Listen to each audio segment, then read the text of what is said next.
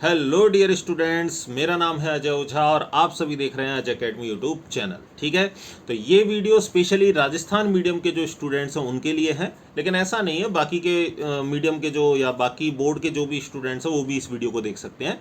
इस वीडियो में मैं आपके लिए आरबीएससी एग्जाम के ऑफिशियल पीवाईक्यू क्वेश्चन लेके आया हूँ। चैप्टर वाइज अपन सॉल्व करेंगे। आज अपन सॉल्यूशन चैप्टर ले रहे हैं और एक एक करके मैं सारे चैप्टर्स के लिए वीडियो बना दूंगा, आप उनको देख लेना। ठीक है, सबसे पहली बात तो देखो, इस वीडियो को आपको पूरा देखना है, क्योंकि इस वीडियो में मैं आपको वो टॉपिक्स भी बताऊंगा जहां से बार बार एग्जाम में क्वेश्चन बनते हैं।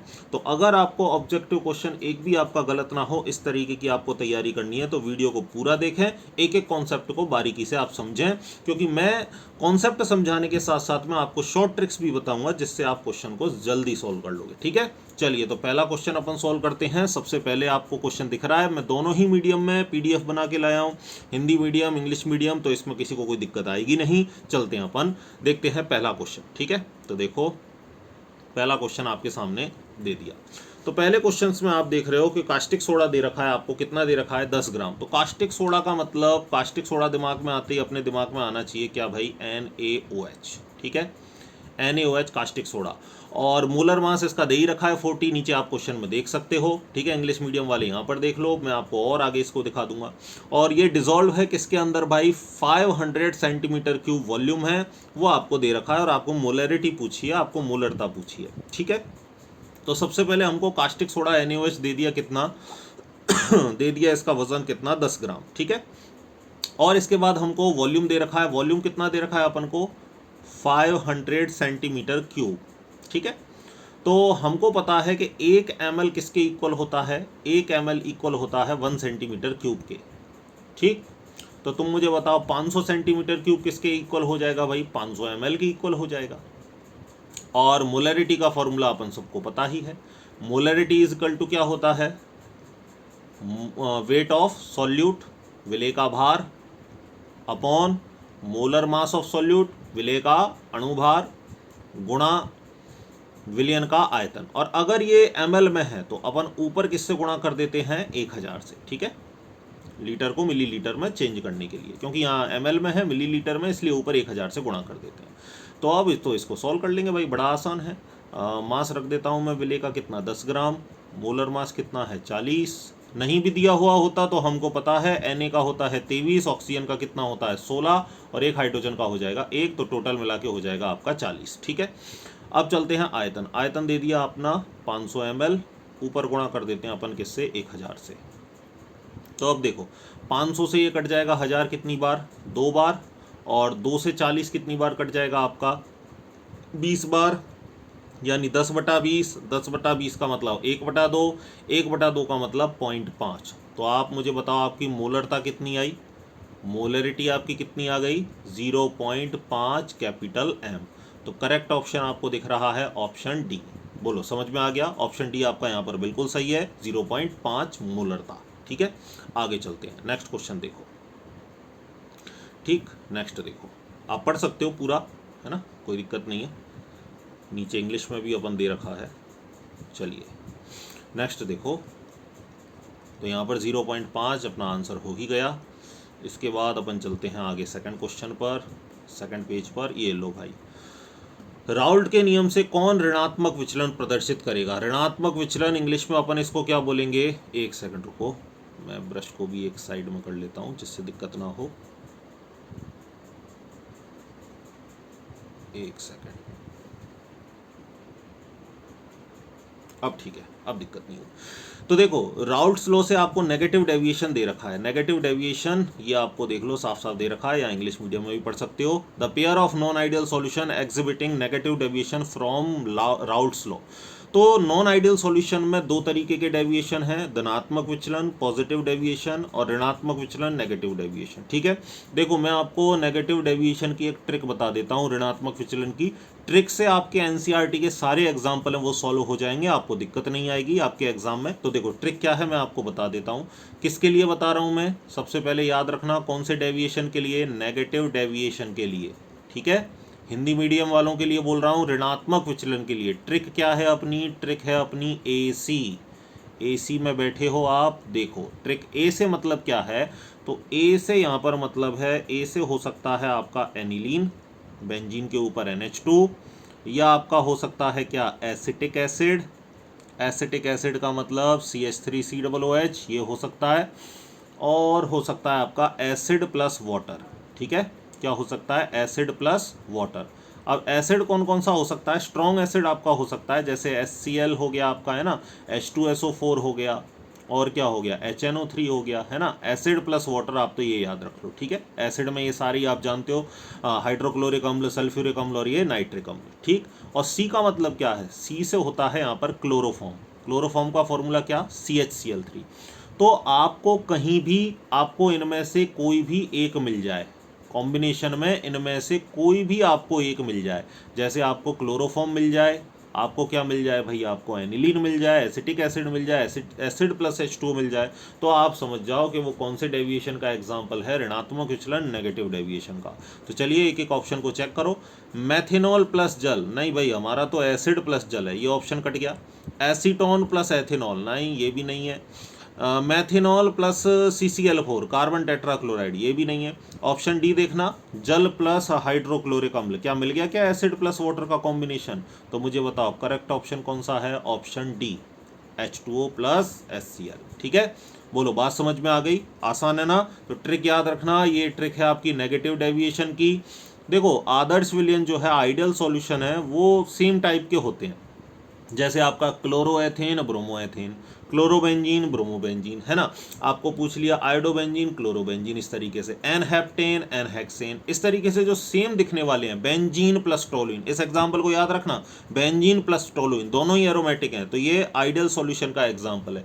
अब मैं नेगेटिव डेविएशन की ट्रिक आपको बता दी, इसके अलावा जो आपके बचे वो आपके कौन से डेविएशन हो जाएंगे, पॉजिटिव डेविएशन। ठीक है, चलिए तो आपको आई होप आपको समझ में आ चुका है, आगे चलते हैं। चलिए नेक्स्ट देखो, नेक्स्ट चलते हैं अपन, ये इंग्लिश में आपको दे रखा है, आगे चलते हैं। चलो इस बार आपको दे रखा है जलीय विलयन में विलय के पूर्ण वियोजन के लिए कंप्लीट डिसोसिएशन दे रखा है आपको। ठीक है, तो इसको देखते हैं। कंप्लीट डिसोसिएशन के लिए वांट ऑफ फैक्टर आई की वैल्यू आपको बतानी है। वांट ऑफ फैक्टर किसकी वैल्यू बतानी है आपको, आई की वैल्यू। ठीक है, तो मैं आपको एक बार कॉन्सेप्ट बता देता हूँ। अगर डिसोसिएशन है और वांट ऑफ फैक्टर आयोटा आपको पूछा है, तो टोटल नंबर ऑफ आयन जो हैं वो ही आपका आई होगा। टोटल नंबर ऑफ आयंस वो ही आपका क्या होगा, आई होगा, वांट ऑफ फैक्टर होगा। तो तुम मुझे बताओ KCl में कितने आयन होंगे, एक K प्लस और एक Cl माइनस, तो यहाँ पर कितने आयंस निकल के आए, 2, तो इसका आई की वैल्यू कितनी हो जाएगी, इसकी 2, एक तो K प्लस है और एक क्या है, Cl माइनस। आगे चलते हैं NaCl, उसके लिए भी एक Na प्लस एक Cl माइनस, तो भाई तो आई की वैल्यू क्या हो जाएगी, यहाँ भी 2 हो जाएगी। नेक्स्ट आप देखो ध्यान से, K2SO4, K2SO4 को एक बार देखो, तो यहाँ पर मुझे बताओ कितने K प्लस मिलेंगे जब आप इसको पानी में डाल के घोल दोगे, तो 2 तो आपको मिलेंगे K प्लस। ठीक है, और एक आपको क्या मिलने वाला है यहाँ से, SO4 2 माइनस आयन। तो मुझे बताओ 2 तो आपको पोटेशियम मिल गए और एक आपको सल्फेट मिल गया, तो टोटल आपको कितने मिले आयन, 3 मिले ना भाई, 3 मिले, तो मैं कह सकता हूँ कि इसके लिए आई की वैल्यू कितनी दे रखी है, 3। ठीक, और MgSO4 के लिए देख लो, चलो लास्ट ऑप्शन को भी, एक तो मिलेगा आपको Mg2 प्लस, ठीक, और एक आपको मिल जाएगा वही SO4 2 माइनस। तो यहाँ पर कितने आयन मिले आपको, 2 मिले भाई, एक तो Mg मिल गया और दूसरा कौन सा मिल गया आपको, SO4, तो 2 मिले। तो इसके लिए आई की वैल्यू कितनी है, 2, और हमसे तो मैक्सिमम पूछा है, अधिकतम पूछा है, तो अधिकतम के लिए मुझे बताओ सबसे ज़्यादा वैल्यू किसके लिए आई है, K2SO4 के लिए। आंसर कौन सा हो जाएगा, ऑप्शन 3। समझ में आ गया सबको। तो वियोजन के लिए आपको क्या देख लेना है, वियोजन के लिए आपको बस एक ही चीज़ देख लेनी है, टोटल नंबर ऑफ आयंस जो है वही आई की वैल्यू। ठीक है, डायरेक्ट चलते हैं आगे, एक एक बार मैं आपको देखो डिटेल से बता रहा हूँ आगे, तो जैसे ही ये क्वेश्चन इस टाइप का रिपीट हुआ तो मैं आपको सीधा सॉल्व करके बता दूंगा। चलिए आगे चलते हैं, नेक्स्ट देखो। अगर किसी को PDF चाहिए तो PDF के लिए आप मुझे इंस्टाग्राम पे मैसेज भी कर सकते हो, वहाँ मैं आपको बता दूंगा कि कैसे आपको डाउनलोड करनी है, कैसे आपको मिलेगी। ठीक है, मैंने हैंडल दे रखा है, ऊपर लिख रहा है अजय ओझा 226। ठीक है, चलिए आगे चलते हैं, या आप कमेंट बॉक्स में भी कमेंट कर सकते हो। और कैसी लगी है भाई बताना मत भूलना, बहुत मेहनत लगती है PDF को बनाने में। सबसे पहले तो एक एक क्वेश्चन को छांटो, ठीक है, आपके सारे प्रीवियस ईयर के पेपर देखो, एक एक क्वेश्चन को छांटो, एक एक क्वेश्चन को छांट के वहाँ से हिंदी में अलग, इंग्लिश में अलग, 2 जगह टाइपिंग करके आप यहाँ पर PDF बनाओगे, या आप कट कॉपी पेस्ट करोगे तो भी टाइम तो लगता ही है। ठीक है, आगे चलते हैं। तो अगला देखो फिर वांट ऑफ फैक्टर का क्वेश्चन आ गया। क्या पूछ रखा है? The value of want of factor for complete dissociation of MgSO4, magnesium sulphate के लिए। अरे अभी निकाला है ना, मैग्नीशियम सल्फेट के लिए आई क्या है मुझे बताओ? एक Mg+ और एक SO4, 2- कितना है? आई 2 है। Correct option B. ठीक, तो बिल्कुल देखो कितना आसान क्वेश्चन था। आगे चलते हैं, नेक्स्ट देखो। चलो भाई एक सेकंड, नेक्स्ट अगला क्वेश्चन, और ये रहा 2024 का। राउल्ट के नियम से ऋणात्मक विचलन, अरे नेगेटिव डेविएशन, अभी ट्रिक बताई थी। ट्रिक क्या थी बताओ? AC का मतलब क्या है बोलो मेरे साथ?